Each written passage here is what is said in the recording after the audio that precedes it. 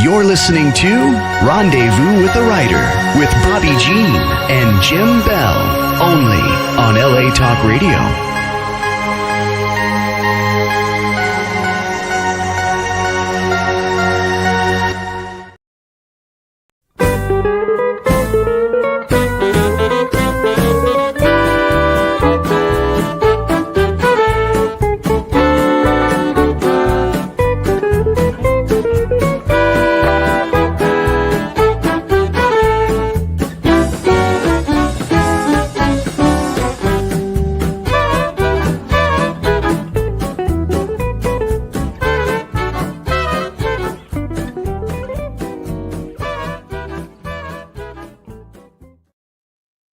Welcome to Rendezvous with the Writer, where readers and writers meet, and story is everything. We're your hosts tonight, Jim and Bobby Bell. You just been listening to Hot Texas with a Hot Texas Swing Band. Our theme music. That's right. It's our theme with our music. friend Alex Dormont. And we're so happy that you're with us for tonight's show, number 150. And if you are watching us live streaming on Facebook, we are so happy that you're here. I want to just go ahead and call out, though, please feel free to leave your comments. We enjoy reading them and looking at them and responding after the show, but we actually are not able to see what you post. So please don't be surprised if you post something wonderful and you wonder why we didn't comment, right? Right. But we love to go back and see what you were thinking. So please post away. We are delighted you're with us. And who's our guest tonight? Our guest tonight, E. Joe Brown. Yeah. We're going to be talking about A Cowboy's Dilemma, which is part of the Kelly Can saga. Yes. Welcome, Joe. Well, thanks, guys. I appreciate it. It's always great. You were kind to have me with my previous books, and I look forward to tonight. Let's have some fun. We are going to have. We are already having fun. So tonight we're focusing on A Cowboy's Dilemma. But just as Joe mentioned, there was the last time he was with us was book 2 in the series, A Cowboy's Fortune. And of course, kicking it all off was book 1. Very beginning. A Cowboy's Destiny. And on the cover of this book, if you look really closely, Joe, what's hanging from that sort of archway gateway? What does it say? It says 101 Ranch. And the 101 was a very famous ranch in northern Oklahoma 100 years ago. And it shows up again in A Cowboy's Dilemma. So, Joe, where are you joining us from tonight? I'm at my home office in Rio Rancho, New Mexico. Practically neighbors. What? That's right. We're practically neighbors. About 20 minutes away, actually. Yeah, Jim and I take advantage of that from time to time. Yes, and you were on the road the last several days, I think, doing a book tour. Tell us just a little bit about what's been going on.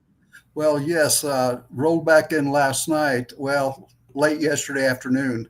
I was in Oklahoma back on Saturday. I launched book 3, Dilemma, in Ponca City, Oklahoma. The 101 Ranch was just a few miles southwest of Ponca City when it was there. It is no longer there. It was a casualty of the Great Depression, but during its time, it was very famous, and so I developed a friendship with the historian of the 101 Ranch Old Timers Association, and his daughter runs a bookstore in Ponca City, so it just seemed like the right place for me to do that. So I was there Saturday.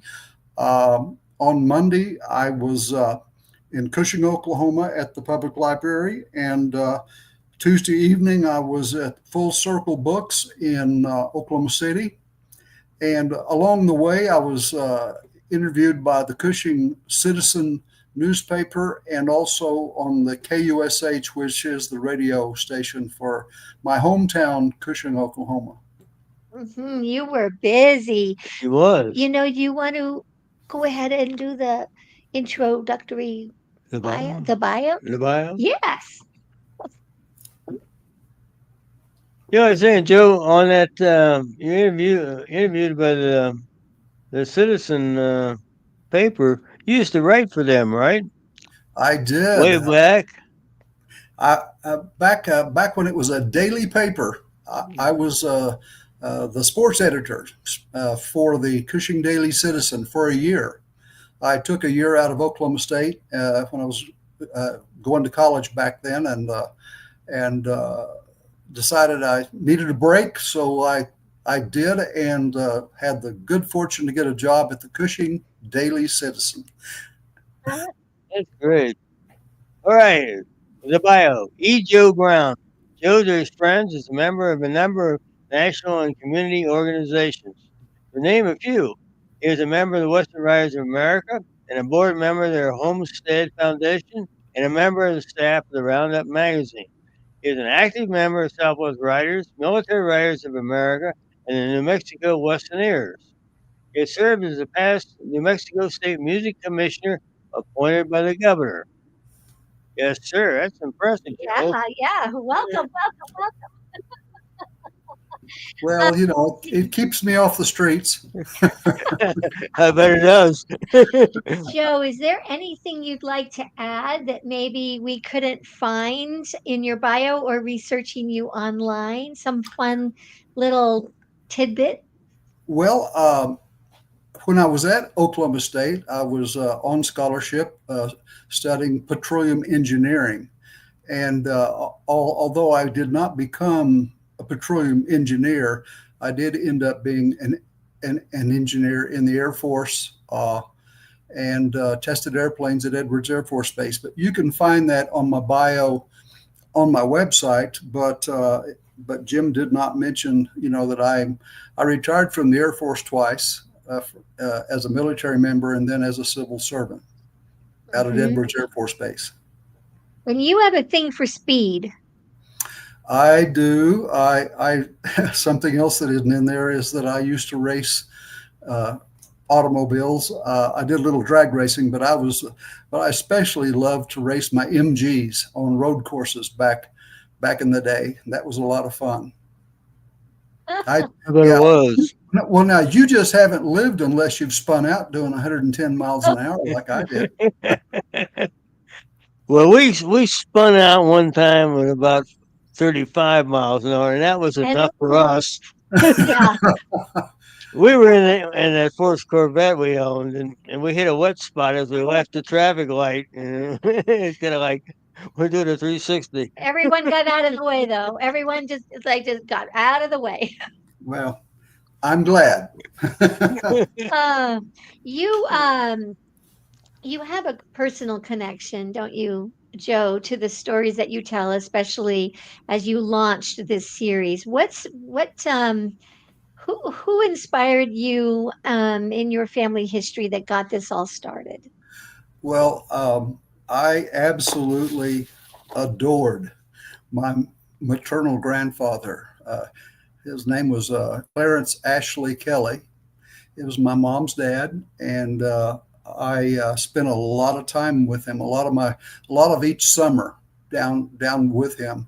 And as a teenager, he was a cowboy out at the 101 range, and so I was able to hear great stories and stuff about the ranch, and then couple that with the fact that he and I would sometimes sit out under a shade tree out in the yard with a couple of Oklahoma history books that he had accumulated. And he was born in 1898, and one of the books was published in 1935. I forget I think the other one was later, but we would look at that book and he'd say, yeah, and Joey, and then he would impart something about what was in the book because he had lived it, Yeah. So I became such a fan of history. And then, of course, during my military time and civil service too. Uh, we'd sit around a break room out at the base and maybe lunch or afternoon break or something, and I'd spin a yarn, and some of them would harken back to my days with my maternal granddaddy. But he inspired my primary character, my protagonist. Uh, Now, Charlie Kelly is not Clarence Kelly, but just the fact that he was out there, and my granddad was a pretty well known top hand out there.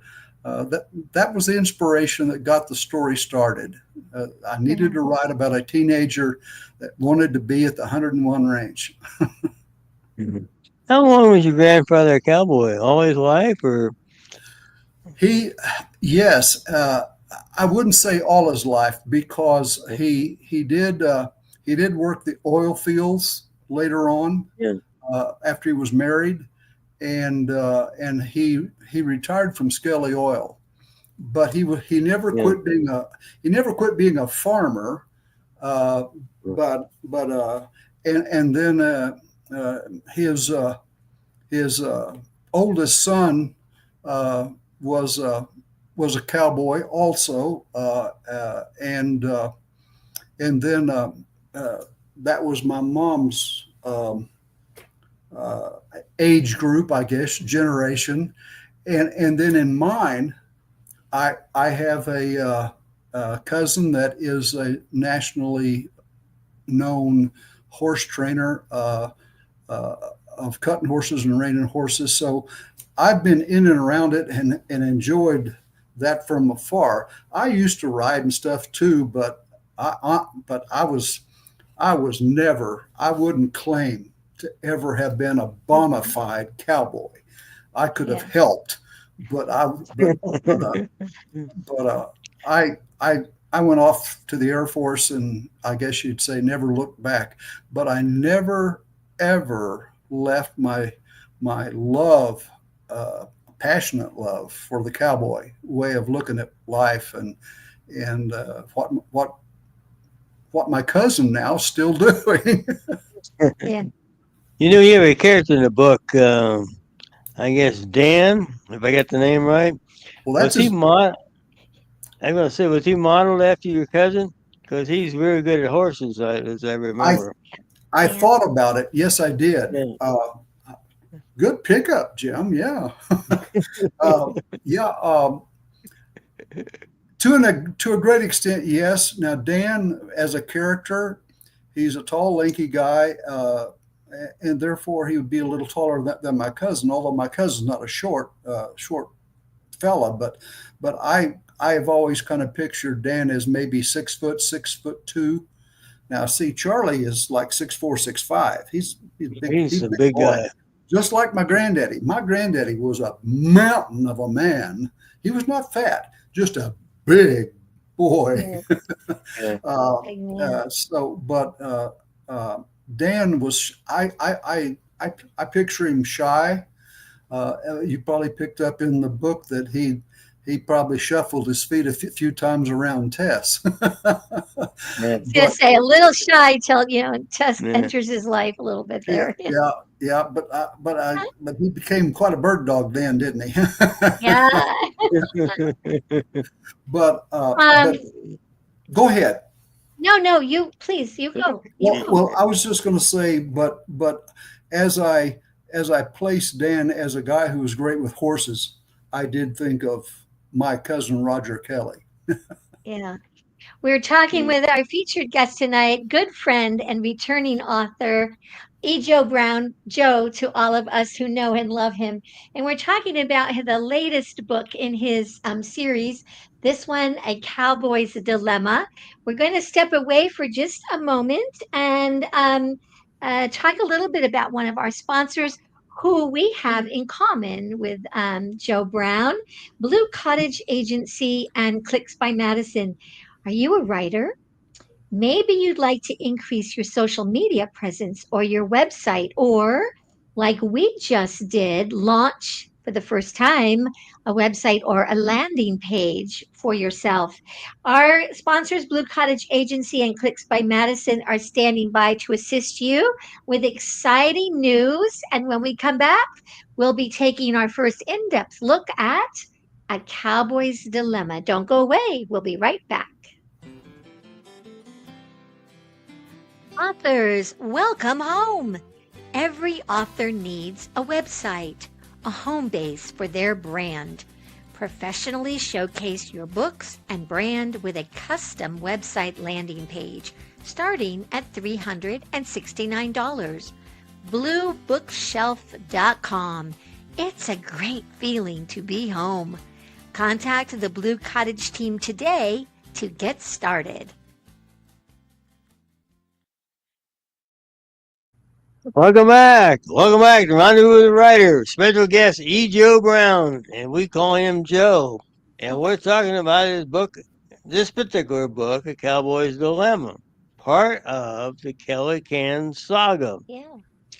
I got an irrelevant question I want to ask Joe. It's nothing really serious here, but what is sweet tea? Really? Oh, wow. Well, that is just basically tea with sugar. Uh, that's just us Southern folks. We just call it sweet tea. Yeah. Well, Bobby and I got in a big discussion this afternoon about what's sweet tea. I was surprised that he really didn't know the difference. I mean, you were curious. Well, What? you said it's a special Southern recipe, cooked a certain way, sugar added at a certain time. Well, I will tell you, yes, it can be brewed any number of ways on a stove. Of course, you can brew it out in the sun, but once you have your tea brewed and it's as uh, mature as you want it, then a Southerner will stick about a gallon of sugar in it, and now you've made sweet tea. Well, we always have so much fun, not only reading, but then going back through and looking at things and looking for quotes and remembering. And we recognized pretty quickly that Charlie and Susan never miss a meal. They never miss a meal, do they? No, No, and there's three beverages that they particularly like, sweet tea being one of them. And not to put you on the spot, Joe, but what are the other two? Well, coffee and Cabernet. you got it. You got it. Winner. Yes, indeed. I actually, I think I just fell into putting meals or having meetings around meals because I guess that's because that was my life, and and you're always told, write what you know. Well, I probably need to back away from that because their life is way too much like mine was. You can't waste a minute when you're uh, uh, involved in business and trying to get something done, and you're trying to put 10 pounds in a 5-pound sack, as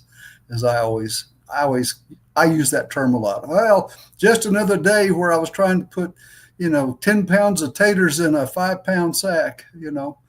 But and Charlie and Susan are like that. They typically have a breakfast meeting with people all the time, or a dinner meal, or sometimes lunch. So yeah, they're eating a lot, and they end every day, of course, with their Cabernet. Yes, they do. But it was interesting because fairly early on in the book, Susan makes a comment to Charlie about we seem to have a lot of business meetings around meals, and she's really looking at that time together in a very sweet way. She really likes to share that time with him, and he. Do you remember what he tells her? Because it's really important. Well, off the top of my head, no, not this particular scene. So now you've stumped me. I'm curious. What did he say?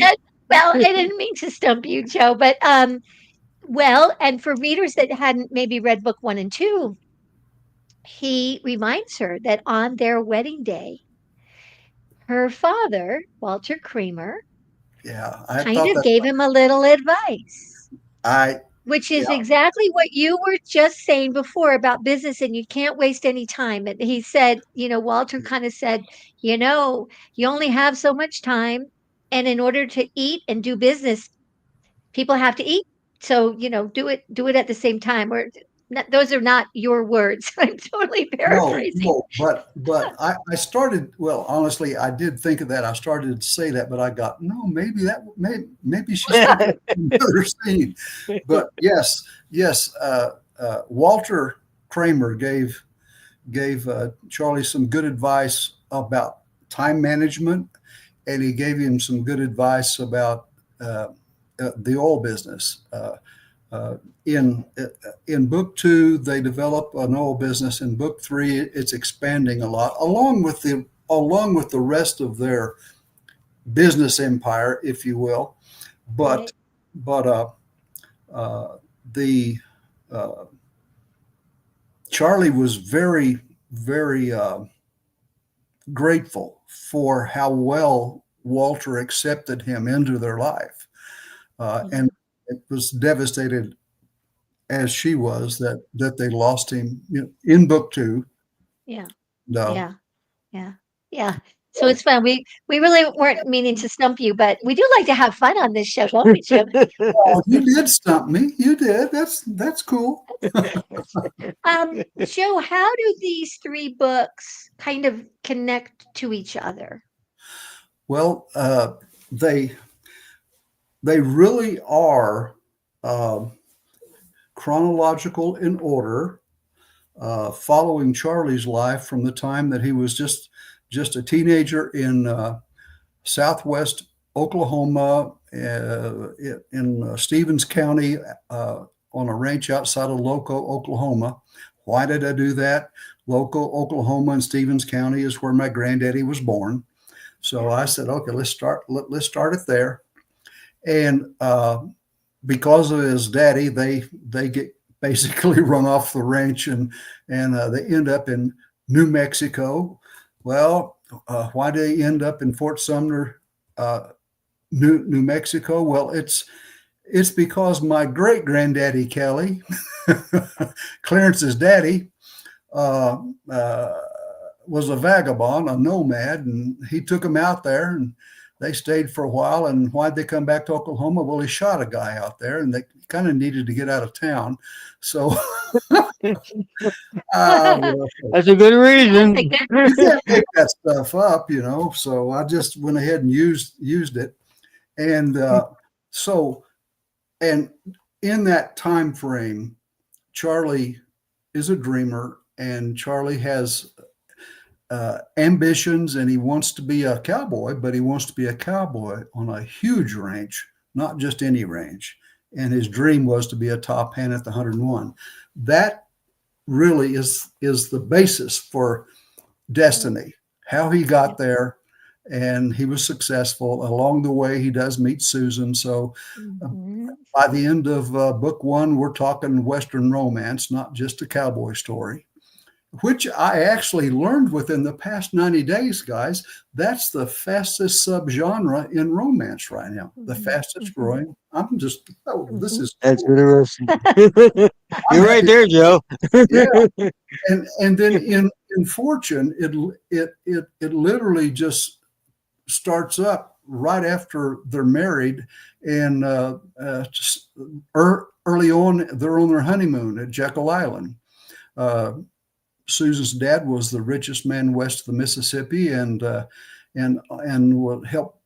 I placed him as part of the founding fathers of Jekyll Island, which was made in the late 1800s by some of the most wealthy men in the world, out of primarily New York, Philadelphia, Pittsburgh.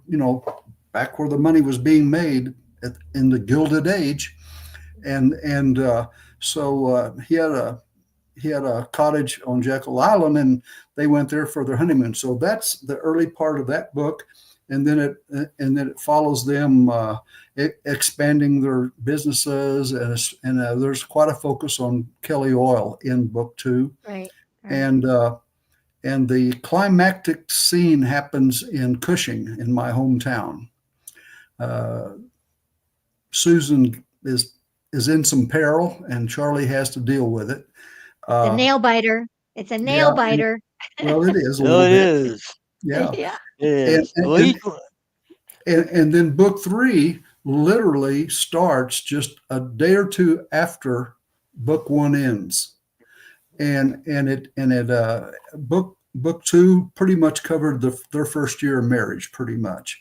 Book 3 starts right after that.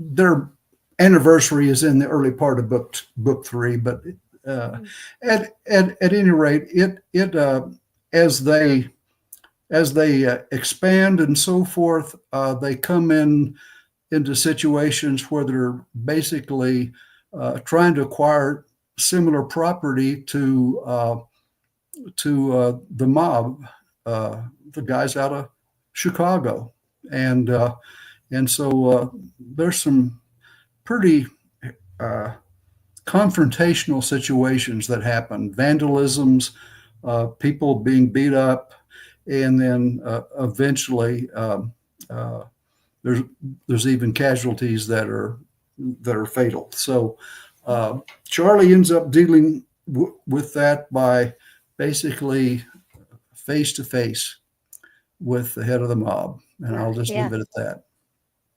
Yeah.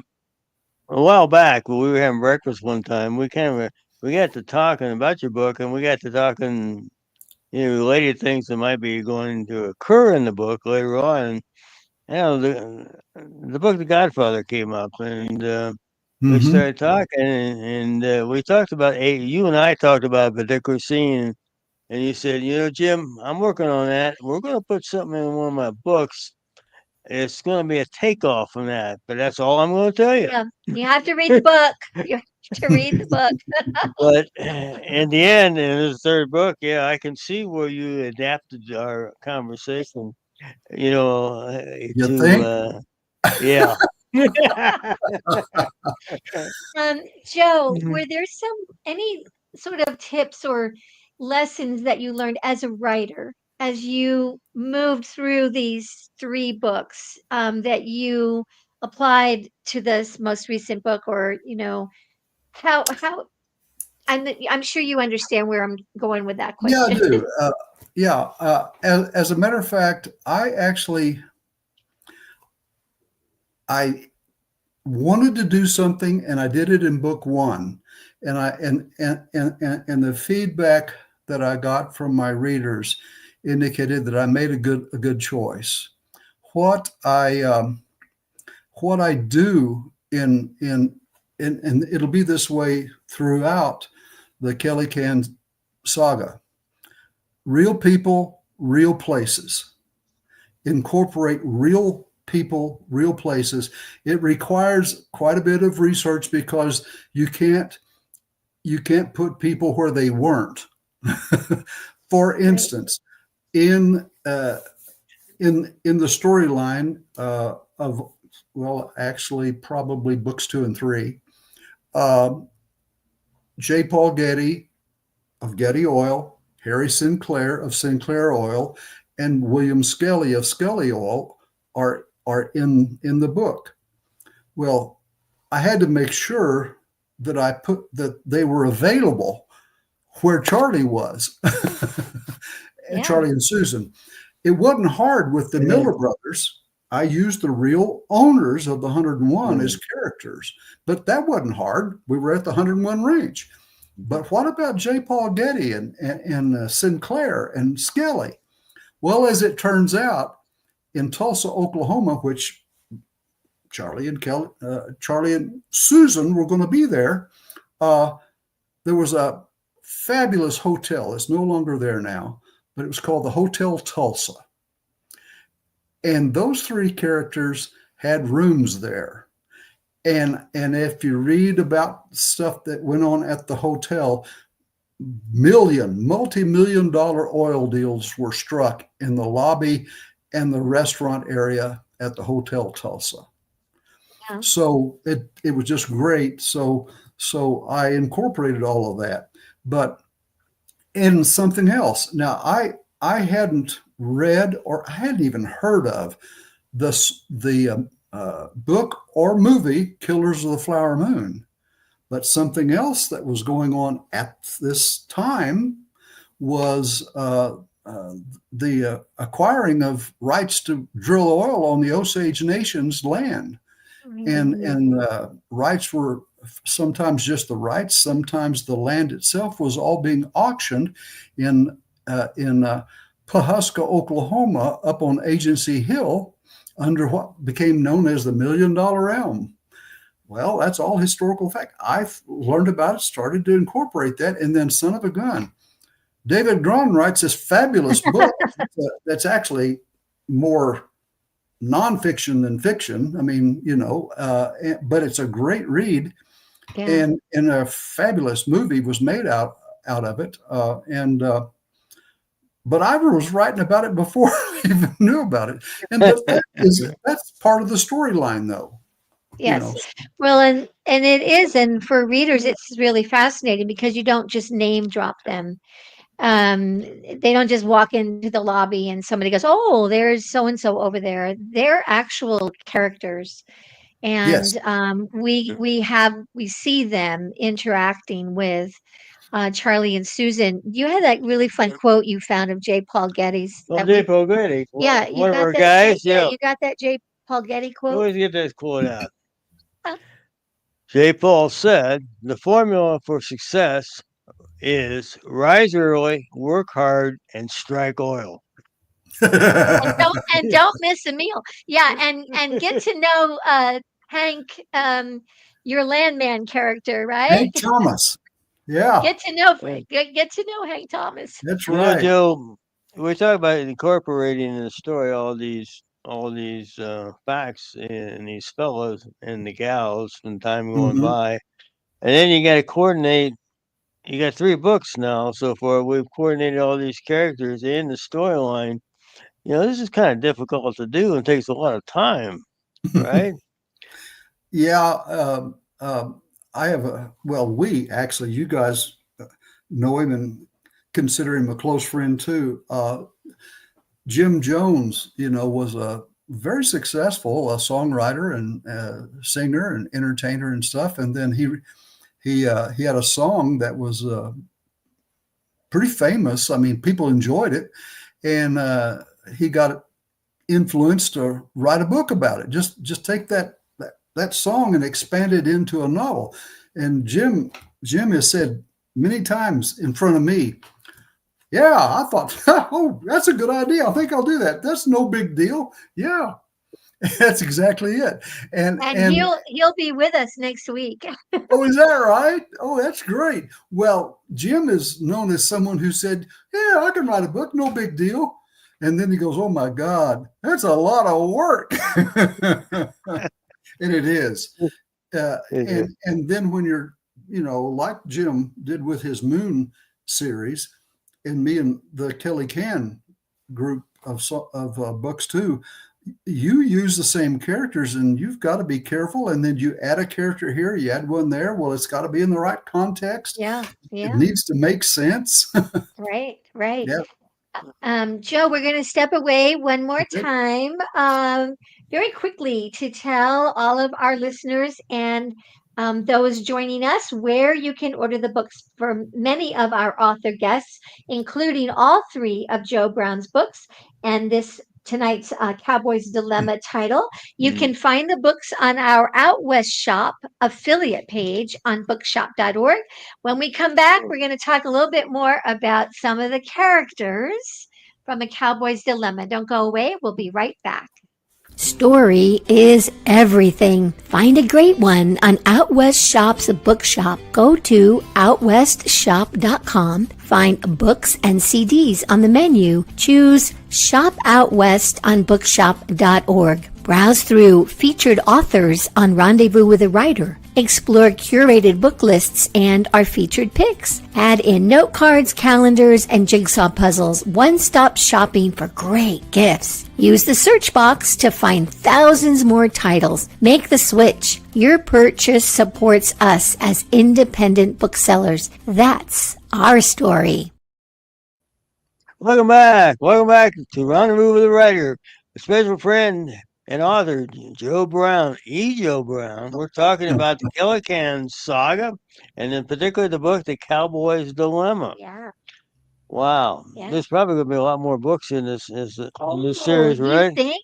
I think there's there gonna probably be will more? be. Oh. I was just going to ask, you suppose Taylor Sheridan, or you suppose maybe the Hallmark Channel? Hallmark Channel for Yeah, it's about romance. time for them to Yeah. give Joe a call, right? Yeah, romance and Taylor Sheridan. I don't know what he would do. He'd kill a lot of them off, I think, wouldn't he? Well, Taylor's a tough guy. Yeah. Well, Taylor would love book 3, especially. I think, especially He would that last love scene. I could just see him writing it. Oh, I haven't had a conversation with either one of them, but call me. yeah, you're available. You're available. We always start off the character section that we know you got control of these guys and the gals, Joe. But do they ever surprise you? You know what? The biggest surprise for the whole series up to this point has been Susan. And why do I say that? When I started book 1, page 1, chapter 1, and even beyond for a while, Susan didn't exist in my mind. I did not see her coming. But stories will write themselves if you'll just open your mind up to it. And I'm so grateful that I did, because she had such a balance to Charlie. Charlie's a high school graduate, which actually back in the day, that was a big deal. Back 100 years ago, probably more important than even a college education, a bachelor's anyway, would be now. And of course, Susan went to Vassar. She's a college educated economist, really. But she didn't exist in my mind, and then it happened, and then I had to keep it going. I mean, I am, truthfully, Linda will tell you this, my wonderful bride, I'm the romantic of the two of us, actually. I always have been. And you'll find me in front of the television from time to time watching a Hallmark movie. Absolutely. Not likely for Linda, but certainly for me. But to answer the question specifically, I didn't see Susan coming. I really didn't. Yeah. Well, she's a really, really interesting a character, and she speaks a lot of wisdom. Her dad really taught her well, and she had the opportunity to work. I mean, she was working in their business, multi-million dollar business. So she comes with, really well educated and knowledgeable wisdom. She has a lot of wisdom. They're a very fun couple. Were there any characters that you found a little more challenging to write than others? Well, really, the biggest challenge for me was to try to strike the right tone and right balance for real people. Yeah.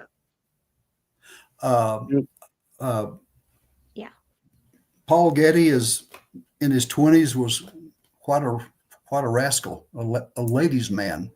So I painted him that way. He couldn't take his eyes off of Susan, that kind of thing, because I paint Susan as a very lovely, voluptuous young lady, Yeah.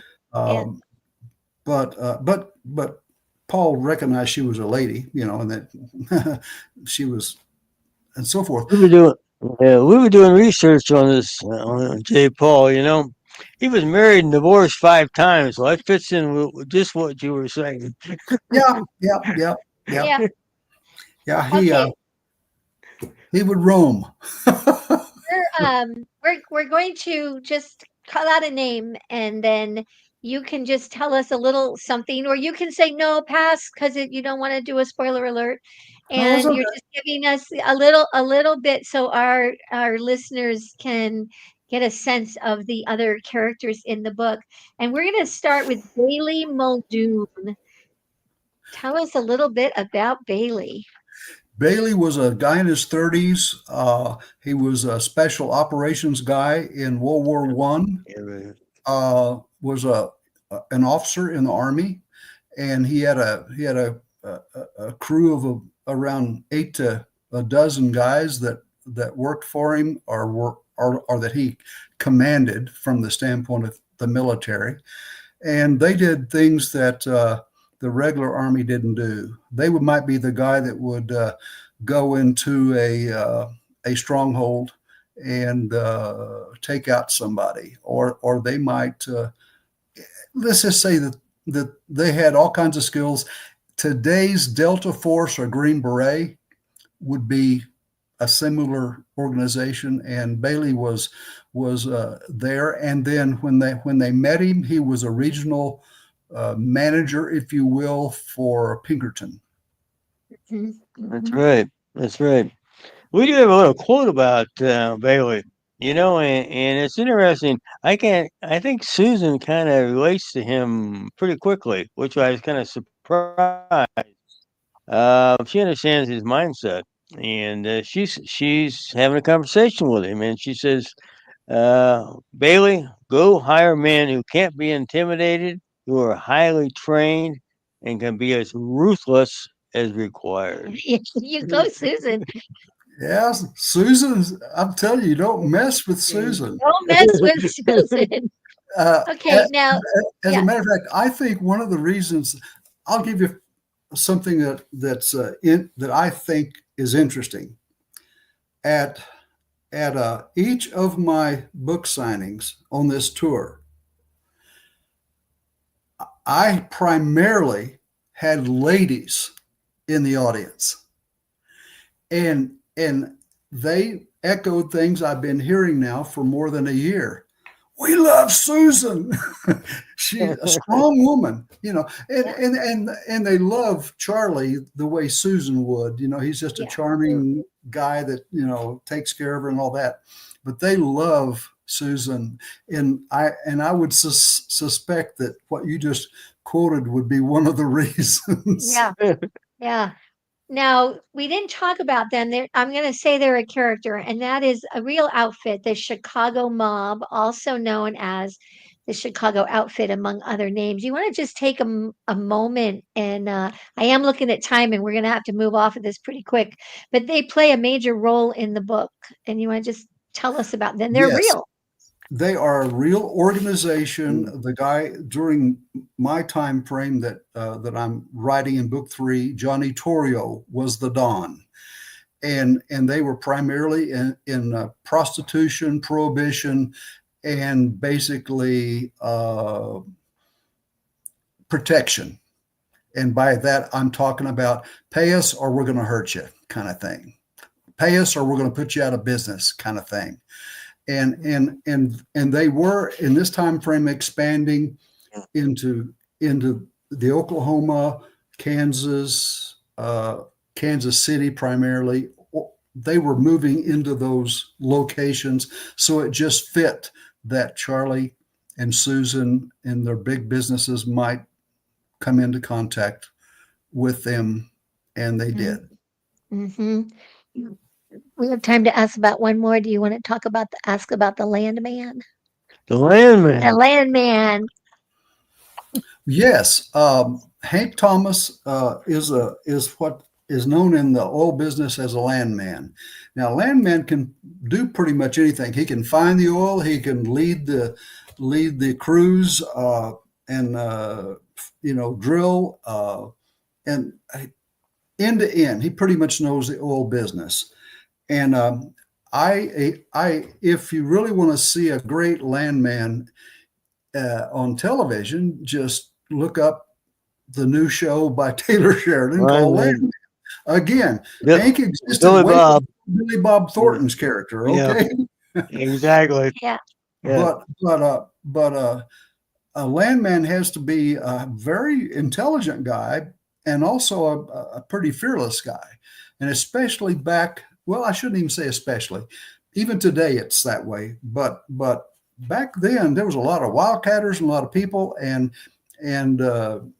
Charlie and Hank were being shot at by people and so forth, trying to run off some of their leases, and that was just the way it was in the Cushing drumright oil fields of this time period, and that's where I grew up. So I've heard the stories. We're going to take another break. It's our last one. I am looking at time. So we have one more spot for Out West Shop. And when we come back, Joe's going to tell us what's coming next. Stay tuned. Here at the Out West Shop, we're passionate about the American West, the truth and the myth. We're purveyors of fine Western goods. We scout for unique and distinctive apparel, accessories, home decor, and general merchandise that are a reflection of the Western lifestyle. We hunt for unique artisans and craftsmen who are inspired to create decorative art you can wear based on their own love for the story of the West. We round it up and bring it to you. Check out OutWestShop.com when you need anything Western. Welcome back to Rendezvous with the Writer. We're talking to E.Joe Brown and his Kelly Con saga. Joe, what's going on? What's happening next? Well, I'm going to be going to Cody, Wyoming. I'll be doing a presentation on September 6th, and so that's my next stop. And for the balance of the year, I've got some stuff I'm going to be doing for Southwest Writers.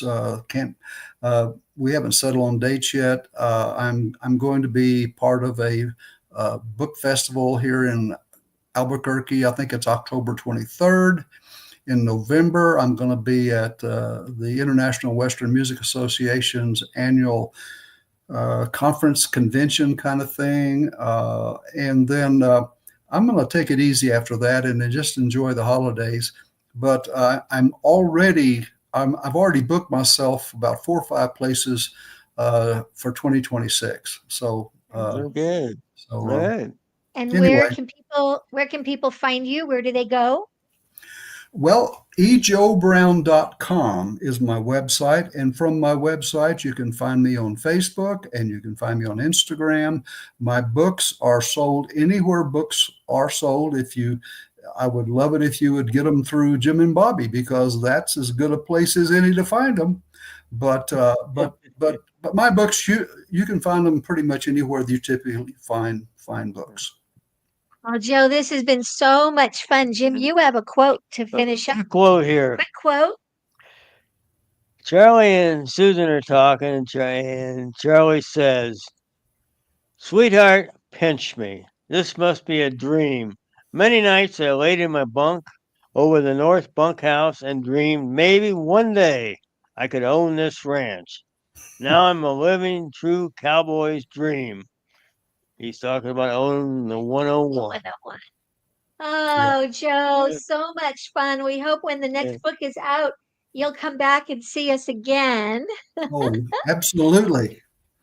Next week, as Joe mentioned earlier, we do have a mutual dear friend, but also an award-winning writer, and we're delighted to have Jim Jones back with us next week, and we'll be talking about the final book in his Moon series, and it is called Hunter's Moon, and you'll want to join us because he's just a fabulous storyteller, and we're going to have, like we had tonight, a wonderful time. We also want to give a shout out and a thank you to Blue Cottage Agency and Clicks by Madison. And go to rendezvouswithawriter.com to find out everything you need to know about where to watch, where to listen, how to reach out to us. Maybe you'd like to make an appearance in 2026 or you'd like to sponsor an episode. We'd love to hear from you. Thank you to Alex Dormont and the Hot Texas Swing Band and Sam Hassan of LA Talk Radio. Couldn't do it without you, Sam. And do you have any? I got a couple thoughts. First, Joe, We're glad you were on the show. We're glad you came back. We've had a good time, and we want to thank you again. Well, it's my pleasure, guys. My pleasure. It's always a great day out west. Keep writing, and we'll keep reading. See you down the trail.